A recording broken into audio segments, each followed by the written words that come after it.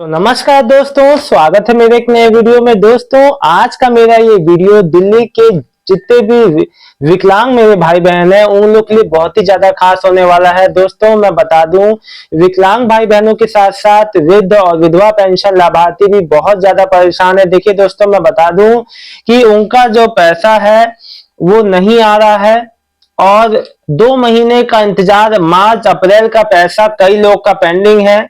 कई लोग का मार्च का आ चुका है तो कई लोग का मार्च अप्रैल दोनों का नहीं आया है।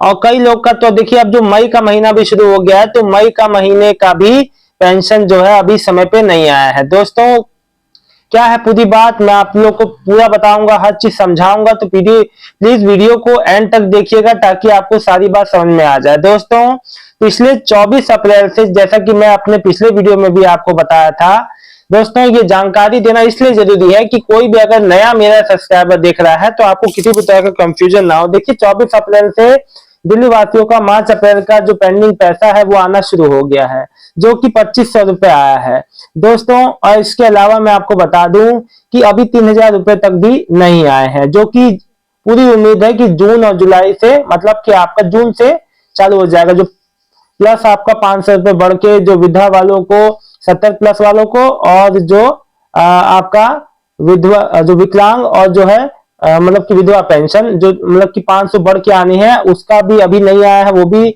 जून तक पूरी उम्मीद है। दोस्तों मैं आप लोग को बता दूं, देखिए सबसे ज्यादा दिल्ली के विकलांग मेरे भाई बहन परेशान है, क्योंकि उनका पैसा लगभग काफी लोग, लगभग सब लोग यही कह रहे हैं कि विकलांग पेंशन अभी तक किसी का नहीं आया। तो दोस्तों मैं आपको बता दूं, ऐसा नहीं है, कई लोग का पेंशन आया है, कई लोग का जिनका पेंशन नहीं आया। दोस्तों मैं बता दूं, आज 11 मई यानी कि संडे है, कल 12 मई से फिर से एक बार पैसा लगना चालू होगा।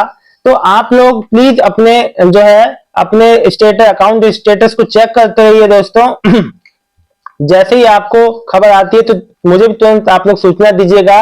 देखिए आप लोग भी मेरी कई तरह से मदद करते हैं। देखिए, और मैं जो मेन बात आपको बता दूं दोस्तों कि अभी 15 मई से पहले पहले 15 मई से पहले पहले पूरे उम्मीद है कि जितने भी विकलांग, मेन रूप से वृद्धा और विधवा पेंशन जितने लोग का पेंडिंग है, उनका पेंडिंग को क्लियर किया जाएगा, यानी कि उनके खाते में पैसा क्रेडिट किया जाएगा 15 मई से पहले। और जितने भी फिर मई का जो सेशन है, मई का जो पेमेंट है, वो 15 मई के बाद से आना शुरू होगा। तो अभी तक यही पूरी उम्मीद है और आगे भी उम्मीद यही करते हैं कि जैसा है, जैसा अभी तक सुनने में आया है, वैसा ही आगे भी हो। दोस्तों मैं आप लोग को बता दूं, अभी जो है बढ़ के पैसा तो नहीं आएगा, ना मार्च अप्रैल का ना मई का।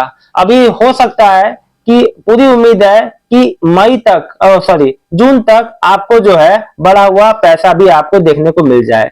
दोस्तों मुझे एक चीज लोगों के, एक मैं कंफ्यूजन दूर कर देता हूं, और ये बहुत लोगों की संग ये दिक्कत हो रही है, मैंने सोचा आप लोग को शेयर करूं। देखिए मैंने ये बात तो बता दी कि अब आपका कब आने का पूरा उम्मीद है और उस तक आ जाएगा, और आपको अब परेशान नहीं होना है, आपको थोड़ा सा इंतजार करना है। अब मैं आपको बताता हूं दोस्तों वो दिक्कत के बारे में जिसे बहुत लोग फेस कर रहे हैं। देखिए दोस्तों, कई बार क्या क्या होता है कि हमारे एक से ज्यादा बैंक खाते होते हैं, कई लोग के होंगे भी। अब वो क्या करते हैं, मान लीजिए आपका कोई पीएनबी बैंक में अकाउंट है और अब आपने स्टेट बैंक में खोल लिया, लेकिन आपका खाता पुराने बैंक में आपका डीबीटी ऑन था, आपका वहां डीबीटी ऑन था। आप चेक कर रहे हैं कि मैं स्टेट बैंक का खाता मैंने लगवाया है, लेकिन यहाँ के नहीं पेंशन आ रही। भाई साहब, मेरे भाइयों बहनों, पेंशन वही आएगा जहां आपने पहली बार डीबीटी कराया था अपने बैंक खाते में। तो आपका जो पुराना जो पीएनबी अकाउंट है उसी में आपका डीबीटी आएगा।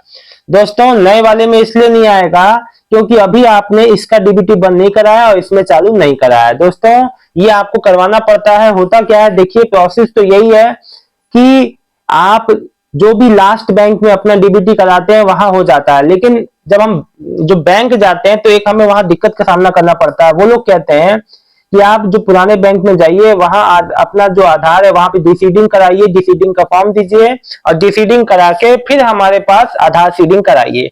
तो आप ये करा लीजिए, कोई दिक्कत नहीं है। आप जो आपके बैंक में आपका डीबीटी जुड़ा हुआ है, डीबीटी को पहले उस पुराने वाले बैंक में बंद कराइए जिसमें आपको नई पेंशन चाहिए, जिस खाते में उसमें आप अपना पेंशन लीजिए। तो ये भी कई लोग की परेशानी दिक्कत आती है दोस्तों, और ये बहुत बड़ी दिक्कत हो जाती है। कई बार लोगों को लगता है हमें पेंशन आ ही नहीं रही, वाकई में उनकी लेकिन पेंशन आ रही होती है लेकिन उनको पता ही नहीं होता। तो ये जानकारी सबको शेयर कर दीजिए दोस्तों। बाकी रहा मेरे विकलांग भाई बहनों की पेंशन की बात, तो 15 मई तक के अंदर पूरी उम्मीद है कि आपका पेंशन आ जाएगा। देखिए दोस्तों, कल मंडे है, कल फिर से आपका पैसा लगना चालू होगा, तो आप लोग बिल्कुल भी हताश परेशान ना हो। जैसी कोई खबर आती है और कुछ, मैं वो भी दूंगा आपको दोस्तों।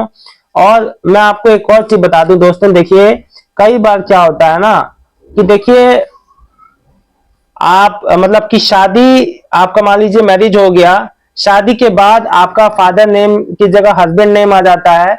मैं आपसे एक बात कहूंगा दोस्तों, जब भी आपका मैरिज हो रहा है, शादी हो रही है, तो एक बात का ध्यान रखें, खास तौर पे जो महिलाएं हैं उनके संग ये दिक्कत हो सकती है। वो अपना अगर जो डीबीटी बैंक में मान लीजिए उनका मायके में कोई और अकाउंट है, ससुराल में कोई और अकाउंट रखना चाह रही है, अपना जो पहले उनका अकाउंट मतलब जो चलता आ रहा है पहले उसको डिसीडिंग करा लें। क्योंकि होता क्या है ना, जब आधार में चेंजेस हो जाते हैं, जो फादर के नेम से पिता का नाम मतलब कि हस्बैंड का नाम आ जाता है, तो उस केस में डीबीटी जो है, आप मान लीजिए ऑनलाइन चाहेंगे ट्रांसफर करना तो ऑनलाइन नहीं हो पाएगा, आपको नाम वहां करेक्शन कराना पड़ेगा बैंक में। तो ये छोटी छोटी दिक्कतें हैं, लेकिन कभी कभी ये बहुत बड़ी हो जाती हैं। तो मेरा काम है दोस्तों आप लोग को सही गाइड करना। और बाकी दोस्तों मैं आप लोग से सबसे ये बात बता दूं कि देखिए अभी भी कोई भी ऐसा बचा है जिसका डीबीटी ऑन नहीं है, तो प्लीज अपना बैंक आधार लेके जाइए, अपना डीबीटी ऑन कराइए, तभी आपका पेंशन आएगा। चाहे आपका जैसा भी कोई भी तरह का पेंशन है, क्योंकि अब कोई भी सब्सिडी सीधे आपके बैंक खाते में डीबीटी के थ्रू आ रही है, डायरेक्ट बेनिफिट ट्रांसफर, मतलब कि सीधे उसके खाते में जिसका जो बेनिफिशियरी है, जिसको फायदा पहुंचना है। सरकार अब किसी भी अन्य खाते में डीबीटी नहीं देगी। दोस्तों मेरा मानना है कि आपको मेरी पूरी बात समझ में आ रही होगी। कोई भी अन्य जानकारी चाहते हैं तो आप मेरे से कमेंट सेक्शन में पूछ सकते हैं। दोस्तों दिल्ली कि जितने भी विकलांग, वृद्ध और विधवा पेंशन लाभार्थियों के लिए मैं एक और सूचना देना चाहता हूं दोस्तों, बहुत ही महत्वपूर्ण सूचना। अगर आप अपने मोबाइल नंबर, अपने एड्रेस, अपने बैंक अकाउंट, कोई भी चीज की डिटेल को अपडेट कर रहे हैं, तो आप अपने पेंशन ऑफिस में उसको जरूर अपडेट करा लें। देखिए दोस्तों, आपकी एक छोटी सी लापरवाही हो सकता है आपका पेंशन बंद कर दे। अपने एड्रेस, अपने फोन नंबर, अपना सब कोई भी चीज में अपडेट अगर आप जो करा रहे हैं, तो आप पेंशन ऑफिस में जाके वहां भी उस चीज को अपडेट कराएं कि हाँ हमने अपना फोन नंबर बदला है, हमने अपना एड्रेस बदला है। क्योंकि आमतौर पे होता क्या है कि जब भी वेरिफिकेशन के लिए जब आपको फोन किया जाए, नहीं मिलता है, एड्रेस पे नहीं मिलता है, कोई नहीं पहुंचता है, फिर आप नहीं मिले, तो उस केस में आपका पेंशन जो है कट सकता है। दोस्तों ये जानकारी मैं आपको बता दूं, इस समय बहुत जरूरी, ये बात सबको ध्यान में रखना है कि कोई भी चीज आप अपडेट करते हैं तो उसको जरूर सूचित कर दे संबंधित कार्यालय को, पेंशन विभाग को, क्योंकि आपकी एक लापरवाही से आपका पेंशन कट सकता है और लिस्ट से नाम आपका जा सकता है। इसीलिए मेरी बात को समझिए। जानकारी अच्छी लगी तो वीडियो को लाइक करके चैनल को सब्सक्राइब कर लीजिएगा। मिलता हूं एक नए वीडियो में एक नई जानकारी के साथ, तब तक के लिए बहुत बहुत धन्यवाद। आपका दिन शुभ हो।